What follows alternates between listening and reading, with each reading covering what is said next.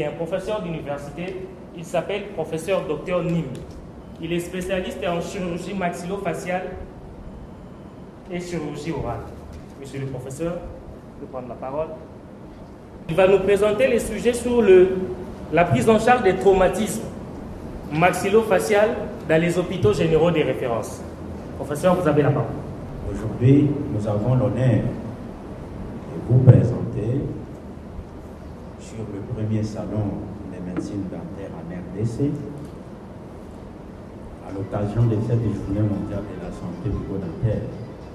Le thème est intitulé « La prise en charge des traumatismes maxillofaciaux dans les hôpitaux généraux de référence ». Ainsi, notre exposé de ce jour va s'articuler autour de 3 points essentiels. Un contexte, les paramètres d'évaluation de la prise en charge de ces traumatismes, la prise en charge elle-même, ainsi qu'une petite conclusion qui va s'ensuivre. Je ne sais pas si la qualité des images sera bonne, puisque j'ai plus les images que les écrits. Alors, j'ai pris à ceux qui sont à la partie technique de veiller à cela. Nous pouvons dire tout simplement, par définition, que les traumatismes maxillofaciaux n'est rien d'autre que l'ensemble de toutes les lésions, qui sont bien sûr de nature traumatique, qui touchent une partie de l'extrémité céphalique ou une partie de notre visage, laquelle partie a toujours été subdivisée en 3 régions. Il y a une région antérieure et une région moyenne et supérieure. Et ceci, dommage que les images ici ne soient pas complètement bien. Donc, ces traumatismes ne concernent pas seulement un seul tissu. Ils peuvent toucher le tissu osseux, comme vous le voyez là-bas, et les tissus mous ou les tissus molles. Vous voyez, il y a une dame qui a connu un traumatisme. Quand vous regardez au niveau de la région frontale, vous trouvez qu'il y a une plaie qui a été mal cicatrisée. Et ça touche aussi également les éléments nobles, notamment les vaisseaux, notamment les nerfs, ainsi que les glandes salivaires. Ainsi, du point de vue épidémiologique, notre dernière étude récente de 2017 avait démontré que sur l'ensemble de la population, sur un échantillon de 287 cas que nous avons pu évaluer aux cliniques universitaires de Kinshasa, nous avons vu que la tranche d'âge de 20 à 29 ans était la plus représentée, avec une fréquence qui allait jusqu'à 36%, suivie de celle de 30 à 39 ans, ainsi que de 10 à 19 ans. Et là-dedans, vous êtes en train de remarquer que le sexe masculin a toujours une prédominance dans toutes les tranches d'âge, compte tenu des activités à l'heure actuelle, où ce sont plus les hommes qui sont à la recherche du bien-être, qui s'exposent pas mal, et la femme devient cet être qu'on est en train de beaucoup plus protéger. Et ici encore, il y a un autre élément épidémiologique, c'est l'étiologie de ce traumatisme. C'est lié beaucoup plus à des accidents de trafic routier, notamment les véhicules et les motos qui sont à la ligne. Et bien que nous avons trouvé également les notions de bagarre, les notions de combat dans les foyers, qui représentent un certain nombre de pourcentages. Et du point de vue topographique, il faut dire que la mandibule ou le maxillaire inférieur, c'est celle qui avait été concernée par plus de traumatismes à 60%. Et quand nous faisons une sommation de toutes les régions possibles de ces mandibules, nous nous sommes rendus compte que seuls 20% étaient représentés pour les traumatismes dentaux alvéolaires. Donc, le 40% des autres traumatismes, ça concernait la région maxillofaciale. Mesdames et messieurs, du point de vue études cliniques, il faut dire tout simplement que ces traumatismes sont subdivisés en régions. Lorsque nous parlons de la région antérieure, nous voyons essentiellement la mandibule, et l'étage moyen, nous voyons des types de fractures. Il y a des fractures qui n'entraînent pas une répercussion au niveau de notre articulé dentaire, et il y en a d'autres qui entraînent une répercussion. Mais par contre, dans l'étage supérieur, ces fractures ne nous concernent pas, ça concerne la neurochirurgie. Mais cependant, l'association entre l'étage inférieur, l'étage moyen et supérieur, nous avons de ce type de ces fractures et nous les prenons également aussi en charge. Ainsi donc, les paramètres qui doivent nous aider à évaluer notre prise en charge, à évaluer la notion de gravité, tiennent compte normalement, d'une bonne connaissance de l'anatomie de la sphère où nous devons travailler, où nous sommes en train de pratiquer, de une maîtrise de la pratique d'un examen clinique qui est systématisé, c'est-à-dire en fonction de chaque type de fracture et de chaque raison, et la réalisation des examens ciblés, des examens essentiels, complémentaires, et évidemment une expérience dans le domaine pour la prise en charge de ce traumatisme. C'est ainsi que pour les examens ciblés, ici nous donnons tout simplement quelques principes. Quand il s'agit de la mandibule, compte tenu de la pauvreté de notre population, alors vous pouvez demander un panoramique, ça peut vous donner un diagnostic ou alors un profil défilé si vous êtes au niveau de la mandibule. Au niveau de l'étage moyen, vous pouvez demander le Water ou le Blondo juste pour évaluer les cavités orbitaires et sinusiennes. Et au niveau des nez, nous avons l'incidence qui porte même son nom, qui est l'incidence des eaux propres du nez, et ainsi que l'argade zygomatique peut être évalué par le cliché que nous appelons l'incidence de Hitz. Mais cependant, à l'heure actuelle, où le scanner, même à $150, on peut le réaliser, nous estimons que pour une meilleure prise en charge, ça ne sert à rien de trop tergiverser avec des examens qui, si vous n'êtes pas chevronné, vous pouvez être buté à un problème d'interprétation. Alors il faut demander tout simplement un CT scan qui vaut la peine pour toutes les régions et que les lésions sont convenablement visualisées pour alors une meilleure prise en charge. Ici, il est important juste de vous montrer qu'il existe une relation très importante du point de vue anatomique, buccale maxillofaciale et les blessures ou les lésions. Vous voyez la région où nous travaillons.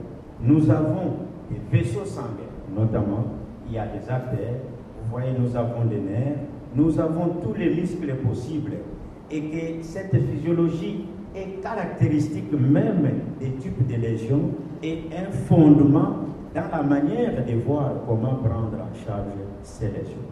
C'est ainsi que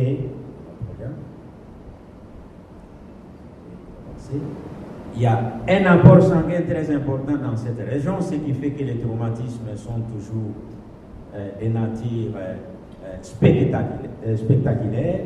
Il y a la présence des dents dans la bouche, nous avons des voies respiratoires et même les os maxillaires sont imbriquées et adjacentes au niveau des os du cerveau. Nous avons des glandes salivaires. Eh bien, c'est un complexe qui n'est pas isolé et donc il est associé à plusieurs organes, donc il faut tenir compte pour sa prise en charge, ce qui demande une certaine habilité importante pour juger et pour planifier.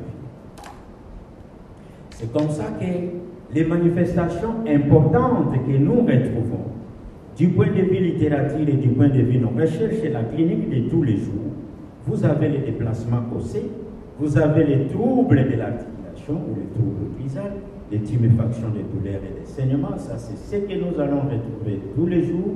Mais attention, attention, ces traumatismes. Nous avons ce que nous appelons les signes d'urgence. Ce sont notamment l'asphyxie, l'hémorragie, la cécité traumatique et le choc. Et l'asphyxie ici, ça constitue les urgences des urgences. Si vous traînez, eh bien, notre patient, le temps que tu cherches même tout simplement un taxi, il ne sera pas en vie. De même pour l'hémorragie. Mais la cécité ici traumatique, il s'agit d'une cécité du nerf ophtalmique qui peut être optique plutôt, qui peut être coincé ou qui a été amputé, et ce qui demande une chirurgie d'urgence, et il faut une évaluation préalable, et le CT scan est encore oral. Donc, et quand nous avons la nosmie et la rhinorrhée des liquides céphalo-rachidien ici, là, vous voyez déjà que ça, c'est un cas qu'il faut travailler avec l'équipe de neurochirurgie. Et toutes ces manifestations cliniques, c'est ce que nous vivons régulièrement. Voilà pourquoi c'est complexe et que leur prise en charge demande une certaine maîtrise. Qu'en est-il de la prise en charge? Mesdames et messieurs, il y a d'abord des préalables dans la prise en charge de cette fracture. 1. Une bonne connaissance anatomique de ces lésions et une bonne connaissance des caractéristiques cliniques, radiologiques et la biomécanique de cette région, ainsi que des fractures maxillofaciales. Et l'habilité technique et manuelle appropriée est exigée pour chaque praticien dans l'hôpital général de référence là où il est. Et bien sûr, même si on nous a parlé des problématiques des infrastructures, mais vous ne pouvez pas prendre en charge ce traumatisme maxillofacial s'il n'y a pas un plateau technique équilibré. Pour ne pas dire un plateau technique complet, peut-être qu'on n'en trouvera pas, mais au moins équilibré, ça peut permettre de soulager tant soit peu et être à jour avec les connaissances de base pour une meilleure prise en charge. Ici, s'agissant de la prise en charge des atteintes des tissus mous, je vous présente cette image-là, qui est une dame qui a été traumatisée par un taxi-bus, comme d'habitude, et ici, dans un hôpital général de référence, le chirurgien qui reçoit la patiente peut bien sûr prendre en charge pour un parage chirurgical en respectant les principes essentiels ici. Il faut faire une bonne suture sous-cutanée ou musculaire avec les fils 3-0, mais sur le plan cutané, il faut utiliser les 4 et 5-0. Et quand vous regardez cette image, ici, on n'a pas respecté la notion de l'esthétique. Et pourtant, c'est une fois. Et que cette chirurgie est d'abord une chirurgie plastique. Et si vous n'avez pas l'habilité technique de pouvoir manipuler les 5-0, les 6-0, les 4-0, alors il faut tout simplement référer le cas à un niveau tertiaire pour une meilleure prise en charge, puisque l'esthétique est parmi les qualités de vie exigées en post-opératoire. Une dame qui se trouverait avec un visage qui n'est pas beau à sortir, elle est psychologiquement abattue, et que si c'était une petite fille, eh bien, vous avez réduit les compétences psychiques. Il se retrouve qu'elle n'est pas intégrée dans la société. Donc, ce qui exige une certaine chose. Mais le plus important ici, attention avec ces deux régions que je suis en train de présenter ici, les régions orbitaires et les régions parotidiennes ici. Quand vous voyez l'autre image ici, je vous présente une lésion qui part en regard du tragus jusqu'au niveau de la région cervicale. D'emblée, quand vous voyez comme ça, il faut vous dire que cette lésion, soit qu'elle a traversé notre ami le nerf facial, et là-bas, il faut faire tous les bilans possibles. Donc, et quand il est lésé, vous allez le remarquer. Alors, attention à ce moment-là. Ou alors, par les possibilités que vous allez travailler, toi-même aussi, tu peux le léser. D'où il faut prendre connaissance de cette notion. Et que si nous sommes au niveau de la région orbitaire, alors le canal lacrymal doit être à tout prix sauvegardé, sinon faire appel à un ophtalmologue pour une collaboration ensemble.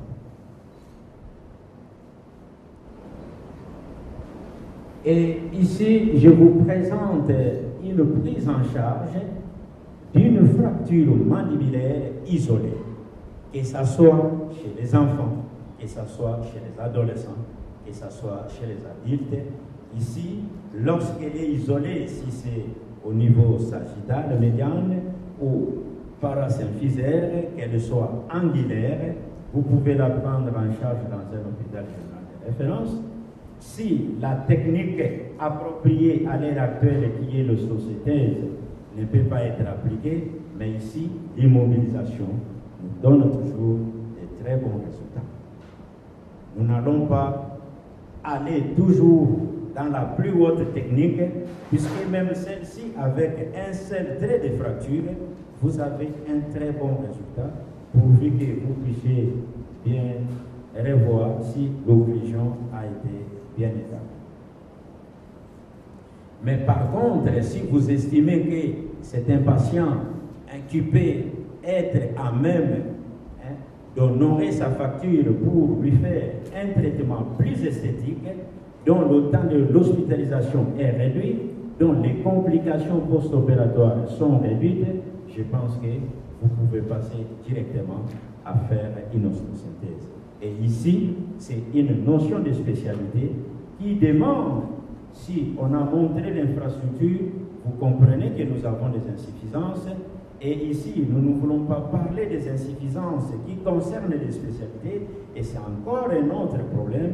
Donc, il faudra que beaucoup d'autres puissent venir pour être spécialisés dans ces différents domaines, pour ouvrir autant de structures de santé qui se trouvent dans les différentes provinces. Sinon, le temps de faire appel d'un patient qui est au village jusqu'à Kinshasa, eh bien, nous n'allons pas obtenir de bons résultats. Ici, je vous présente une fracture qui est bifocale. Il y a une fracture angulaire de l'autre côté, l'autre image, et une fracture sagittale au niveau de la région motrice. Ici, généralement, ça va demander un traitement par ostéosynthèse, par le simple fait que si vous voulez faire l'immobilisation ici, le trait sagittal, vous allez bien le réduire, mais attention, regardez au niveau de l'angle mandibulaire, ces traits-là, vous risquez de ne pas bien l'immobiliser. Et par conséquent, ça sera le site prédilectible d'une infection qui sera une ostéite plus tard et qui va compliquer encore l'affaire, qui va entraîner par la suite qu'on fasse la résection de tous ces morceaux, et il faut prendre un os pour faire une reconstruction mandibulaire, ce qui va demander encore beaucoup de moyens. Un autre élément ici, si c'est une fracture, chers amis, qui concerne les régions mandibulaires, attention, attention pour les enfants. Vous avez vu dans les notions d'épidémiologie, après l'âge de 20 à 29 ans, suivi de 30 à 39 ans, c'est l'âge de 10 à 19. Donc, les adolescents sont concernés et même les enfants sont impliqués, et surtout avec nos maisons actuelles où nous avons un système de carreaux. Attention, les enfants glissent rapidement et lorsqu'ils tombent menton sur le pavement, eh bien, c'est les articulations temporomandibulaires qui sont endommagées. Et leur prise en charge est trop controversée et nous risquons de perdre la qualité de vie de nos enfants puisque la croissance mandibulaire n'est pas encore atteinte. Ici, c'est un trait de fracture qui peut être soigné soit par l'ostésynthèse, ici nous l'avons fait par l'ostésynthèse, puisque le patient avait de quoi pouvoir supporter le coup, mais vous pouvez aussi le faire par l'immobilisation. Ça donne de très bons résultats, mais pourvu que vous puissiez avoir la technique à la main. Et ici, je vous présente l'image d'une fracture condylienne chez les enfants et un adolescent. Attention ici, le plus souvent, ce que nous constatons, c'est qu'on veut plus traîner les patients soit à la cité, soit dans un hôpital. Non, il faut juger le niveau de compétences et il faut juger les complications post-opératoires et il faut vous dire que ces cas, je ne suis pas à la hauteur de les prendre en charge. Il faut les transférer le plus vite possible pour une meilleure prise en charge, puisque plus vous traînez, plus il y a des complications qui vont survenir, surtout sur les traumatismes au niveau de la tête condylienne et intra-articulaire. Il y a plus de complications que je vais vous présenter. Voilà, ici c'est le cas que nous avons reçu de ces traumas et que nous avons jugé de placer une ostosynthèse tout simplement, puisque ça nous donne de très bons résultats. Mais attention, mais c'est aussi controversé pour dire tout simplement qu'il faut juger chaque cas, c'est un cas. Et lorsque vous voulez faire une ostosynthèse dans cette région, il faut voir si l'articulé dentaire a été meilleur. Là, on peut encore demander qu'il y ait l'immobilisation, reposer les atteintes, même si le condyle ne rentre pas dans sa position initiale, mais pourvu que l'articulé dentaire soit normal, ça, il n'y a pas assez de soucis. Et si le malade peut marcher, autant mieux, il n'y a pas de problème, puisque avec cette fracture, il y a toujours aussi des complications, même avec la technique de l'ossosynthèse.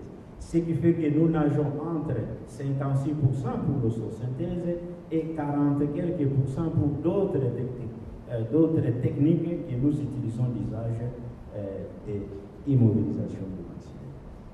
Chers amis, s'agissant des fractures mandibulaires associées, je m'intéresse à cet os tout simplement puisque l'épidémiologie nous indique que 60% des fractures, ça concerne que les fractures mandibulaires. Et bien sûr que je vais parler pour d'autres parties. Alors, lorsque cette fracture est associée à l'asphyxie, à l'hémorragie et d'autres signes ici, il ne faut plus traîner avec le malade.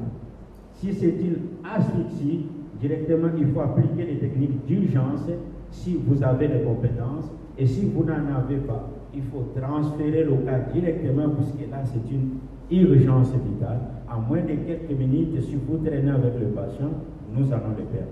Ne cherche même pas à faire des modifications, ne cherche même pas à vouloir voir s'il s'agit quel type de fracture. Étant donné que vous avez ces signes en présence, ça constitue une urgence. Et nous avons perdu beaucoup de cas, puisqu'ils ont beaucoup plus traîné à la cité, tout simplement à la recherche et poser un diagnostic de certitude avec précision pour savoir qu'il s'agit de quel type de fracture. Et dans les manœuvres de tenter pour trouver solution, eh bien, nous avons perdu épuisément. Ici, vous avez un polytrauma avec plusieurs fragments osseux, des cas pareils. Ça demande une main outillée. Ce sont des cas qu'il ne faudra pas plus garder dans les niveaux secondaires, mais s'il y a la main outillée, on peut prendre ça en charge. Mais jusqu'à l'état actuel de nos connaissances, nous avons encore beaucoup de difficultés compte tenu du nombre de spécialistes dans le domaine pour la prise en charge de ce traumatisme. Et ici, ce sont des fractures, chers amis, des maxillaires.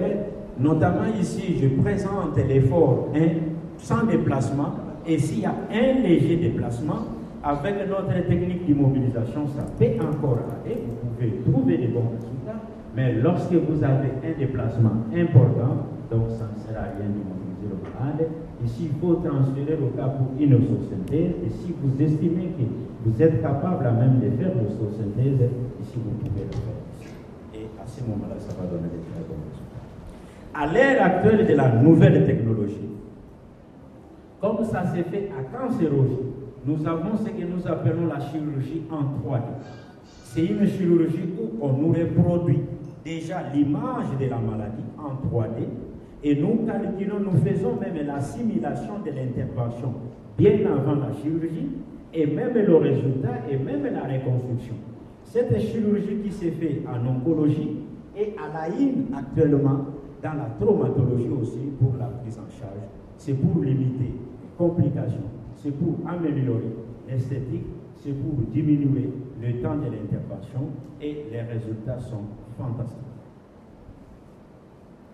Est-ce qu'il n'y a-t-il pas de conséquences? Il y en a beaucoup. Et ici, j'insiste beaucoup plus sur les enfants et les adolescents. Attention, les troubles de l'articulé dentaire et cinétique mandibulaire ici. Notre ami dysfonctionnement de la thème qui est avec les 3 composantes principales, la douleur, les claquements articulaires, chers amis, ici c'est fréquemment. Et si c'est chez les enfants, nous arrivons jusqu'au niveau de l'ankylose des articulations temporomandibulaires. Et lorsque nous en avons, ça devient encore une chirurgie très lourde. et qui demande pas mal de moyens. Et même post-chirurgie, eh bien, l'expérience nous montre que vous n'êtes pas à 80% sûr de dire qu'il n'y aura plus de complications ou de récidives. Et surtout, j'insiste chez les enfants, puisque la croissance n'a pas encore fini son travail, eh bien, l'ossogénèse est encore dans une phase active et ici, il faut faire trop attention. Et lorsqu'il y a perturbation de cette croissance, chers amis, vous avez un enfant qui a un profil d'oiseau qui change. Si c'est unilatéral, vous allez voir que le maxillaire de notre côté, ça ne va plus évoluer. Mais si c'est bilatéral, vous allez voir que la mandibule est recule en arrière et le maxillaire supérieur est en train d'avancer. L'enfant ne sortira plus. Ce sont des cas que nous sommes en train de suivre et donc c'est difficile. Il faut une insertion, il faut un service autre pour accompagner l'enfant avec les notions beaucoup plus importantes d'intégration à la vie sociale. Et bien sûr, les risques sceptiques, infectieux, vous les avez, mais aussi, nous avons beaucoup de décès. Beaucoup de décès, puisque ces traumatismes, comme je vous ai présenté, les régions sur lesquelles nous travaillons, combien de nerfs, combien de vaisseaux, et s'entraînent beaucoup de dégâts. Et lorsque vous traînez et que la prise en charge est en retard, eh bien, nous connaissons beaucoup de décès avant même d'arriver. En conclusion, nous disons ceci, que les traumatismes maxillofaciaux dans les hôpitaux généraux de référence, bien sûr, ils peuvent être pris en charge. Mais ils peuvent être pris en charge à condition que vous ayez une connaissance appropriée sur la région auquel vous voulez travailler, anatomie, clinique, radiologique pour bien interpréter les choses, et la physiologie de ces traumatismes et leurs caractéristiques. Et à côté de cela, il faut associer l'habilité technique et manuelle et un plateau technique équilibré. Ça, ce sont des conditions sine qua non pour prendre en charge les cas au niveau secondaire. Et si vous n'êtes pas dans ces niveaux-là, donc directement, il faut référer les patients, puisque la qualité de vie s'ensuit.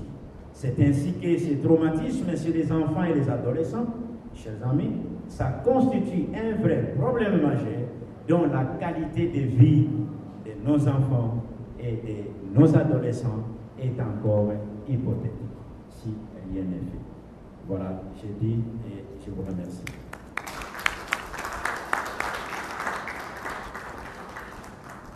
Merci beaucoup.